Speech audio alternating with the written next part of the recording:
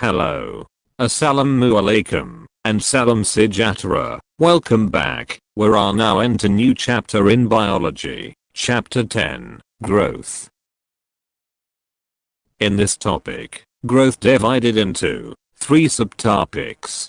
10.1, measurement of growth, 10.2, types of growth curve, and 10.3, growth pattern. Learning outcome, subtopic 10.1, measurement of growth. At the end of this topic, students should be able to, first, define growth, second, explain how growth is measured. Definition of growth: an irreversible increase in size or biomass of an organism over time, or any permanent and irreversible increase in quantitative parameter over a specific time, may continue throughout the life of an organism, or may cease at maturity. Measurement of growth for unicellular. When a unicellular organism reaches a certain size, it will divide it to form 2 separate cells, results in growth of their populations. Population growth of unicellular organisms can be measured by, first, measure changes in cell numbers, by direct cell count method, by counting number of cells of a sample directly under microscope. Secondly, measure changes in cell mass.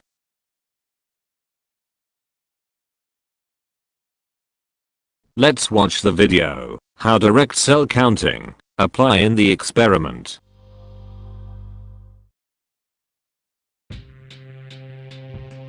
A hemocytometer is a device that is used for counting cells. It's a modified microscope slide containing 2 identical wells or chambers into which a small volume of cell suspension is pipetted. We have already removed 100 microliters of our cell suspension and placed it in a microcentrifuge tube. Dilute the suspension by adding 100 microliters of trypan blue. Trypan blue is a dye that helps us distinguish between living and dead cells. The dye passes through the membranes of dead cells, so they will appear blue under a microscope. Living cells exclude and will appear mostly clear.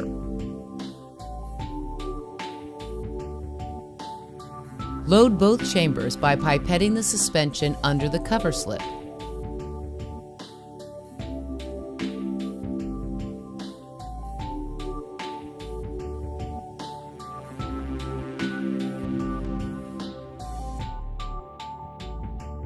Now place the hemocytometer under the microscope.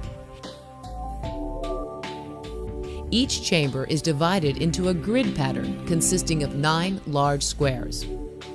Each square has the same dimensions and contains 10 to the -4th power milliliters of suspension. The rules for counting cells sometimes differ from lab to lab.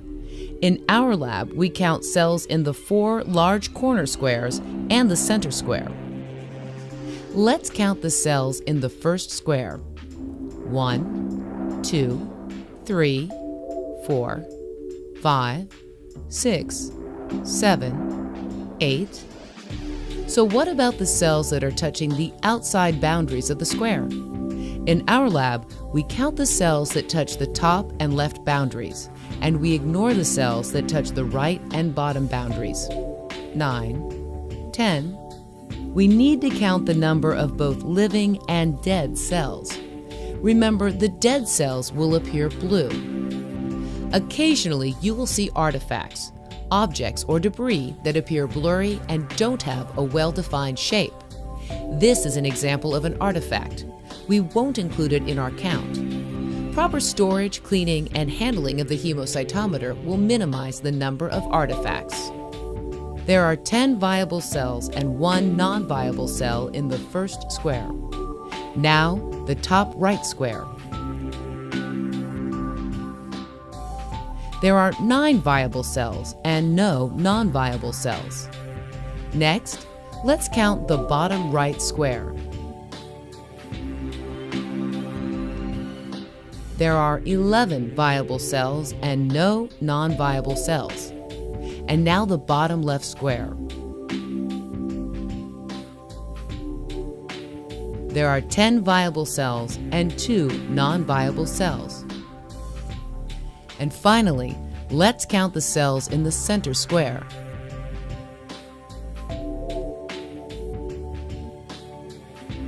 Sometimes cells will appear as clumps or small groups.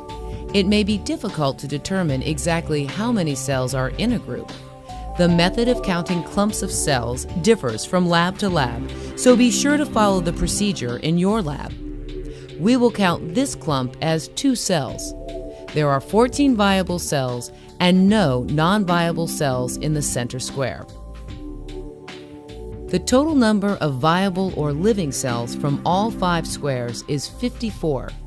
The total number of non-viable cells is 3. Now that we have counted our cells, there are several calculations we need to perform. First, let's calculate the percentage of viable cells. Here's the formula. 54 viable cells divided by 57, the total number of cells, gives us 0.947. Multiply by 100 and the percentage of viable cells is 94.7%. Next, let's determine the average number of cells per square. We counted 54 viable cells. We divide 54 by 5 because we counted in 5 squares. The average number of cells per square is 10.8 cells. Now let's calculate the dilution factor.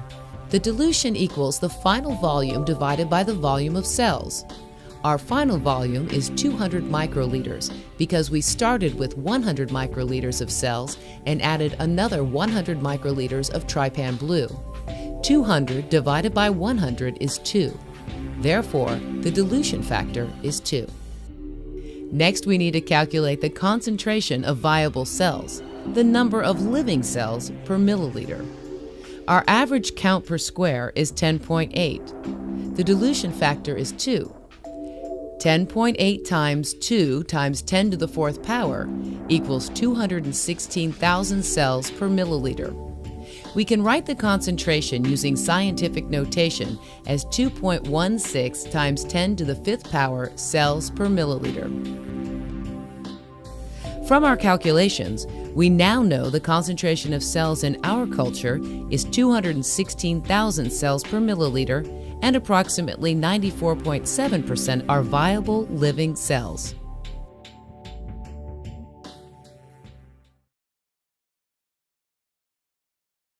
Measurement of growth for multicellular. Growth can be measured at different biological levels, such as growth of a cell, organism, or population. The data collection will be analyzed by plotting into curve. First, population growth curve. Second, organism growth curve. Population growth curve. The plotting of the numbers of an organisms in a population against set intervals of time. And then, organism growth curve. Parameter of growth against set intervals of time. The parameters can be biomass, either wet mass or dry mass, length or height. Now, let's see the advantages and disadvantages of each parameter. Height or length, a periodic linear measurement. Advantages. First, easier and quick to measure growth of a whole organism or part of an organism. Second, can be measured continuously. Disadvantages. First, not suitable for plant because it measures the aerial position of the plant, so does not give much information about the growth of branches or leaves or root. Next parameter, wet mass, the mass of an organism in the normal condition. Advantages. First, easier, convenient to measure. Second, same organism can be used for repeated measurements. Third, can be used to monitor growth of an organism over the period of time. Disadvantages. First, does not measure true growth Second, inaccurate or inconsistent due to fluctuation of water in organism. Next parameter, dry mass, the mass of an organism after its water content is fully eliminated. Advantages: it is more accurate because it is not affected by water content. Disadvantages: first, organism is killed to remove the water content. Second, same organism cannot be measured repeatedly. Third, requires a large amount of individuals from the same population. Welcome back. We are in the beginning of chapter 10. Let's start subtopic 10.2. Learning outcomes. Types of growth curve. At the end of this topic, students should be able to, first, explain absolute growth curve. Second, explain absolute growth rate curve. As we learned before, growth curve is a graphical representation of how a particular quantity increases over time. There are two types of growth curve, which are absolute growth curve and absolute growth rate curve. From the slide, we can see there are few differences between absolute growth curve and absolute growth rate curve. One of them is shape of the graph. Next, we will discuss each of the growth curve. Absolute growth curve, also known as actual growth curve. It is obtained by plotting the parameters against time. Parameter can be mass or length, time, either years or hours. Absolute growth curve shows the overall growth. The curve is called sigmoid. Absolute growth curve can be divided into 4 phases. First is lag phase. There is no growth or slow growth, little or no cell division and cell enlargement. At this phase, organism try to adapt to new environment. Second phase is log phase. During this phase, growth rate of organism is maximum. Cell divide and enlarge rapidly as conditions for growth are at optimum. This situation happened due to adequate nutrients and space, and also no accumulation of waste products. Third phase is decelerating or linear phase, where growth begins to decrease or slow. It is limited by internal or external factors or both. The fourth or last phases is plateau or stationary phase. At this phase, overall growth has ceased or stopped. Cell division rate, same as cell death rate, so net growth rate equal to 0, then followed by senescence and death. For absolute growth rate curve, it can be obtained by plotting the change in parameter against time from absolute growth curve. The curve shows how the growth rate changes during the time of study. Growth rate increases to a maximum level initially and later falls until growth rate equal to 0. It shows a bell-shaped graph.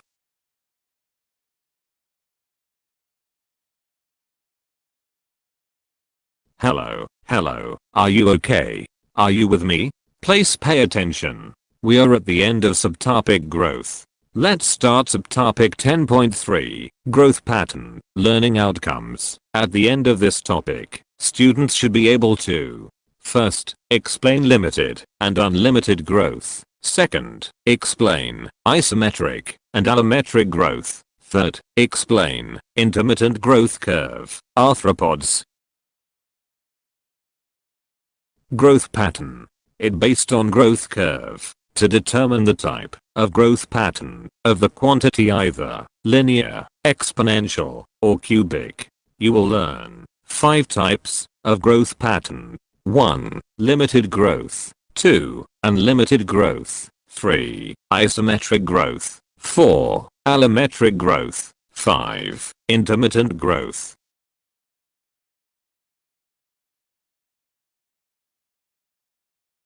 Limited growth. Limited growth, known as definite or determinate. The organism will growth until reaches maximum size and does not continue throughout life, or until death. Typically, it's shown, sigmoid curve, occurs in annual plants, or yearly plant. When the plant matures and reproduces, it undergoes a period of negative growth, followed by senescence and death. Examples: corn, wheat, rice, lettuce, peas. For animals that show limited growth are mammals, birds, and insects. Unlimited growth, known as indefinite or indeterminate or continuous growth. It grows and reproduces for many years. Organism has relatively long lifespan, means that there is no growth limit. Growth continues until the organism is destroyed by its own size, parasites, predators, natural disaster, fire, lightning, storms. Unlimited growth occurs in fungi, algae, fishes, and reptiles, and also occurs in woody perennial plants. These plants have no maximum fixed size, grows continuously throughout its life. Example of tropical plants are Miranti, durian, rubber tree. This curve has a cumulative series of sigmoid curves. Each sigmoid curve represents 1 year's growth. Isometric growth. Iso means same. An organ grows at the same mean rate as the rest of the body. Change in size is not accompanied by change in shape, so relative proportions of organs and whole body remain the same. Example: fishes and grasshoppers. Allometric growth. An organ grows at a different rate from the rest of the body. Change in size is accompanied by change in shape. Relative proportions of organs and whole body are different. Example: human organs. Lymphoid tissue is the fastest to develop, while reproductive organ is the slowest fully develop during puberty.